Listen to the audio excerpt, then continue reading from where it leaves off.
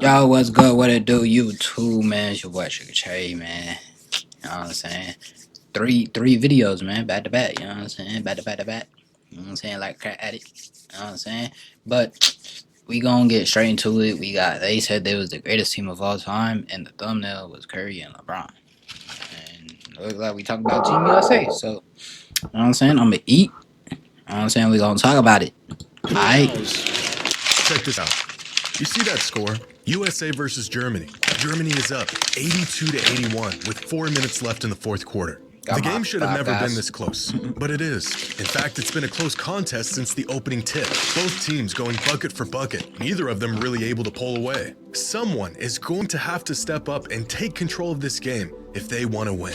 And of all the players on this court, of all the talent, the greatest shooter of all time, a former MVP, the future of USA basketball, it is none other than all-reliable 39-year-old LeBron James who completely takes over this game.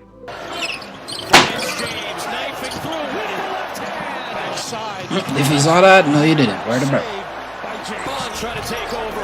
He knows he's inside. Trying to answer the tie-in. James another rebound to do so this coming weekend. Oops! No! James another door and a foul, which will send him to the line. Look at this bench reacts. LeBron James open for three. LeBron James bodying inside his scores. He's a man. I need to do something about these Nats, bro. Me. With the game on the line and 4 minutes left in the fourth, LeBron turned back the clock and completely put Team USA on his back, scoring their final 11 points Curry and single-handedly outscoring Germany. The Young Bucks are loving it. These performances should have came to an end years ago, and yet here we are, 22 years in, and the old geezer still got it. But wait a minute. This is the best basketball team on the planet. Some have even called this roster the best team of all time. But if that's the case, then why out of all of these players does it take a 39-year-old LeBron going ballistic in the final minutes to win a game by single digit? Let's talk about it. Because, bro, look at the talent. Like, look at the talent compared from 1992 or whenever Dream Team was to now, bro. Like, overseas talent, bro. Like, look at the influential, like, you feel me? Like, shout out to Flight. Like, come on, man.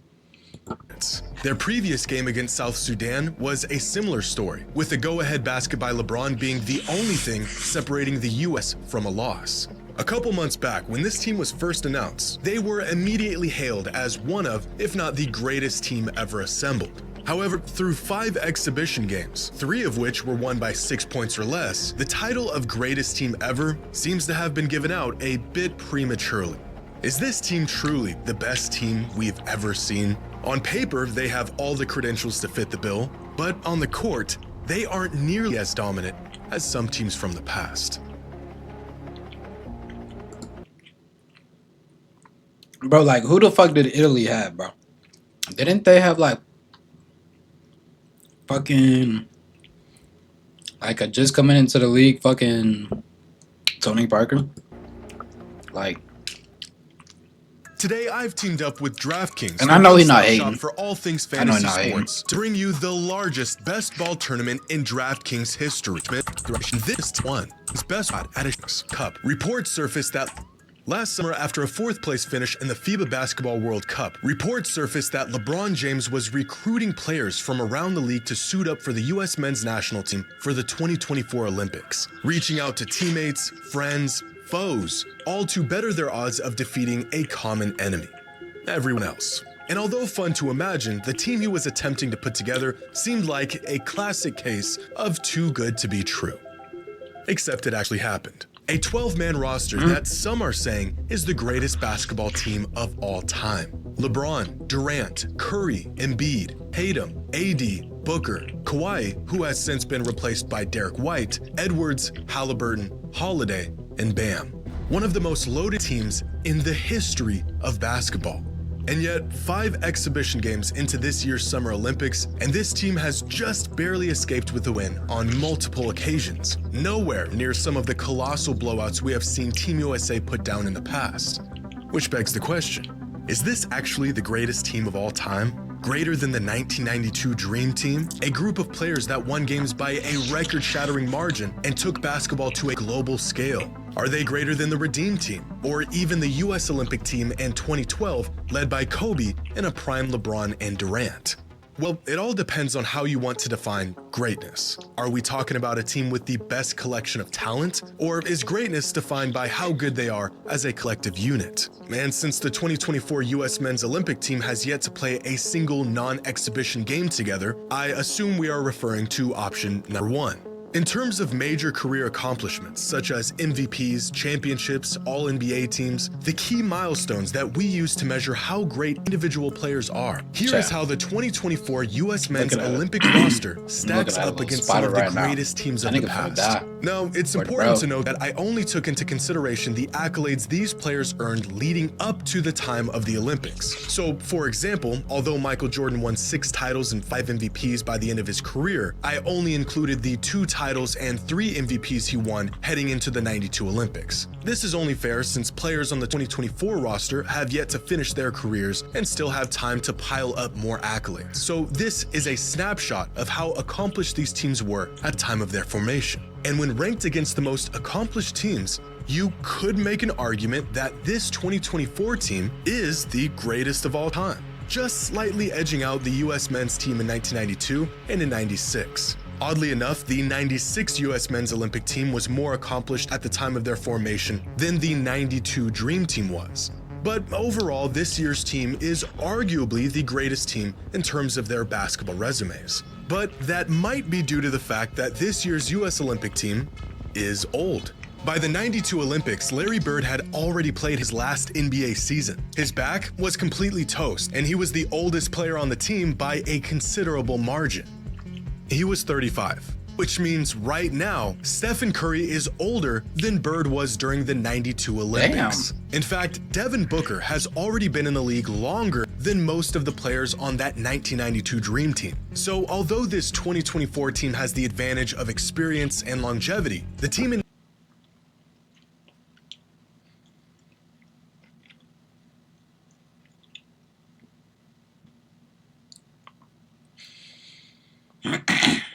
I was gonna say, Chad, bro, it's low-key crazy, like, the longevity of players now, bro. Like, bro, it's actually crazy, bro. Like, you can actually have, like, maybe a 30, like, bro, because I ain't gonna lie, I thought Russell Westbrook was gonna retire, like, after this year, like, sometime soon. But I ain't gonna lie, the way how he been playing, I don't look like he wanna retire anytime soon, bro. And it's like, bro, like, damn. Like, sports medicine is just, like, so crazy now, bro. It is going to continue to get better, bro. So it's like, bro, we going to see 40, 50-year-old hoopers, bro. Consistently, bro. And it's going to be crazy as fuck. 92 got many of their players during the peak of their careers. So what if instead of accolades and accomplishments, we looked at how good these players were individually at the time of the team's formation? Here is a chart of the 2024 US Men's Olympic basketball roster and their production and efficiency from this past season, with box plus minus on the y-axis and win shares per 48 on the x-axis. Now, a few things jump out here. Tyrese Halliburton has been considered one of the weaker links on this roster, but he was actually one of the better players on this team throughout the regular season. LeBron James is really old and still really good, and Joel Embiid's spot is a quick reminder that if it weren't for a season-ending injury this past year, the man might be a back-to-back MVP right now. And now for some context, here is the 2020. Chat, I got a question. Do y'all think Joel Embiid is a hooper, or he gets like a lot of foul calls? Because I'm not gonna lie, he does get a lot of foul calls. But I don't know.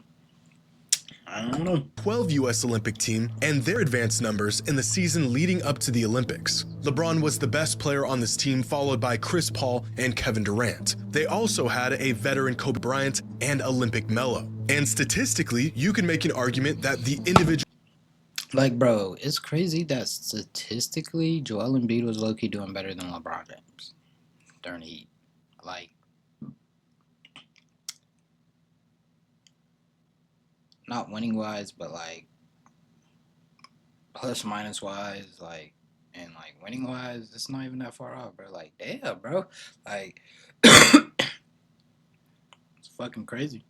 Individual players on this team were better than the players on the 2024 team. The 2008 Redeem team was relatively young and inexperienced in the international realm, with LeBron James leading the way coming off of his 5th season in the league, a young Chris Paul entering his prime, and MVP Kobe Bryant. But overall, this team probably wasn't as good as the US roster this year. 1996, however, is one of the more underrated teams ever assembled, with a ton of 90s greats like Pippen, Gary Payton, Reggie Miller, and of course, the greatest front court lineup the world has ever seen. Featuring David Robinson, Hakeem Olajuwon, Shaquille O'Neal, Charles Barkley, and Karl Malone. This team was experienced. They were all still in their prime, and as a whole, they were better than this year's team.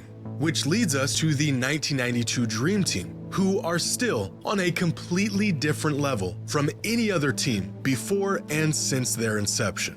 Because here's Michael Jordan, here's David Robinson, Magic Johnson, Drexler, Stockton, Barkley, and the rest of the team. And now we have a better picture of just how good this 92 Dream Team was. The 1992 US Men's Olympic team was so good that Anthony Edwards in 2024 was statistically worse than every single player on the 92 Dream Team outside of Christian Laettner, who hadn't even played a single minute in the NBA up to that point. Now, you may be thinking that the stats of the players... That's not bad, though, if you think about it, bro. Because, like, think about it, bro. Anthony Edwards, like, he's still early in his career. And, like, maybe they were still early in their career, too, but, like, the talent is, like, so much more crazier. 1992 might just be inflated or possibly a miscalculation. How is there so many all-time great players at their peak in the NBA in 92? And where are all of these players today? Well, they're playing for other countries. Because here's Nikola Jokic, here's Luka Doncic, here's Giannis, and here's Shai Gilgeous-Alexander. So in terms of individual dominance, the 92 Dream Team would be like having this 2024 roster without some of their relatively weaker links and the addition of Luka, Jokic, Giannis, and SGA. That is how good the Dream Team was. And I don't know if we will ever see one single team as good as this 1992 US Men's Olympic team was ever again. In 1992, basketball was a sport dominated almost exclusively by American players. The NBA, and by default the entire world, revolved around players from the US. There was, of course, exceptions to this. Among the elite foreign players of the early 90s were Nigerian-born Hakeem Olajuwon, who ended up playing for Team USA, Patrick Ewing from Jamaica, who also ended up playing for Team USA, Detlef Schrempf from Germany, and Croatian legend Dražan Petrovic.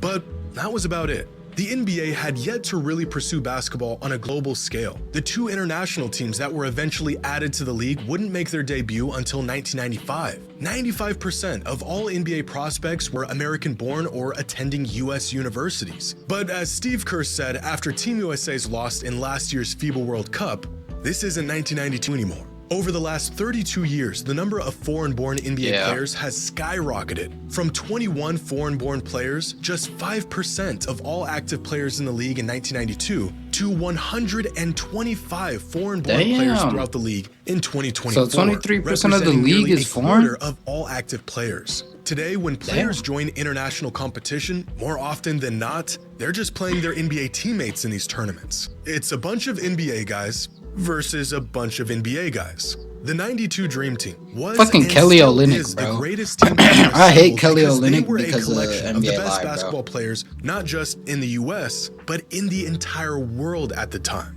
Outside of Hakeem, who was arguably not as good as Ewing or Robinson in 1992, and Isaiah Thomas, who was unjustly snubbed from this team, they couldn't have gotten any better. Now, in the case of this 2024 team, they're great, but they aren't nearly the best possible iteration of what the greatest collection of talent in the entire world would look like today. So not only was the Dream Team the greatest collection of talent in the history of basketball, nearly all of the players on the Dream Team were at the peak of their powers but they were also eviscerating teams. More legendary than this 92 roster and the dominance of their individual players, the Dream Team was crushing their opponents. In Game 1 of group play, the Dream Team scored 116 points while holding their opponent to just 48. In the semifinals, the Dream Team beat a really good Lithuania team by 51 points. If you want to know just how outmatched these countries were, look no further than the guy who just threw in the towel and just started snapping pictures of the Dream Team while the game was still going on.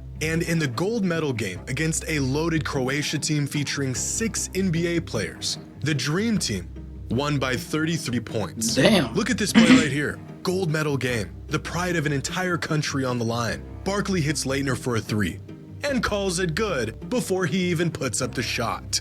These games were never close. In fact, this team wasn't even fair. During the 92 Olympics, the Dream Team had an average margin of victory of nearly 44 points, the largest margin of victory of any men's team at any professional level, and twice the margin Team USA put up in the 2016 and 2020 Olympics. Their average margin of victory this summer has been just 10 points. Granted, they are still making tweaks to their lineups and experimenting with different game plans, so this number will likely change over the course of the Olympics. But through 5 exhibition games, they aren't winning in nearly the same blowout fashion we saw in the past. And this level of dominance that we saw from the Dream Team, the USA men's team in '96, 2008, and even 2012, will more than likely never happen again.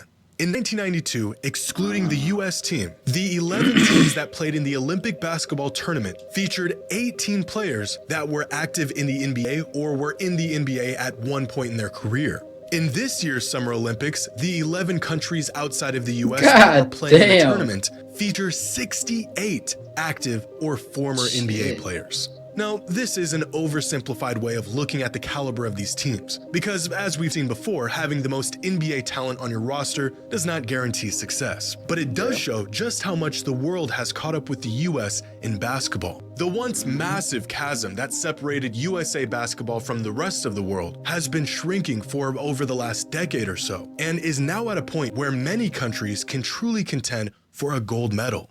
As it stands, this 2024 US men's roster may be the greatest team ever assembled in terms of their accomplishments and their legacies and resumes. But when it comes to the sheer dominance they have on the court together and how good each individual player was at the time of the team's formation, the Dream Team is still the best team in the history of basketball. And with the leaps and bounds foreign players continue to make, I don't think we will ever see one single team reach this level of dominance ever again. A team that still remains the gold standard. Damn, chat. Damn, Chizzy chat. I ain't gonna lie. You learn something new every day. And I was low-key thinking, I was like, man, this year, like, you know, or last year's fucking Olympic team, way better Dream Team. But, like, think about it, like, statistically and, like, you know, not living in the moment, like, you know, it's kind of crazy, chat. It's kind of crazy. But alright, chat, you know what I'm saying? Go ahead, get to the next video. So, if you ain't watching the next video, why the fuck you ain't watching the next video? So, y'all be cool how y'all be cool. I'm gonna be even cooler.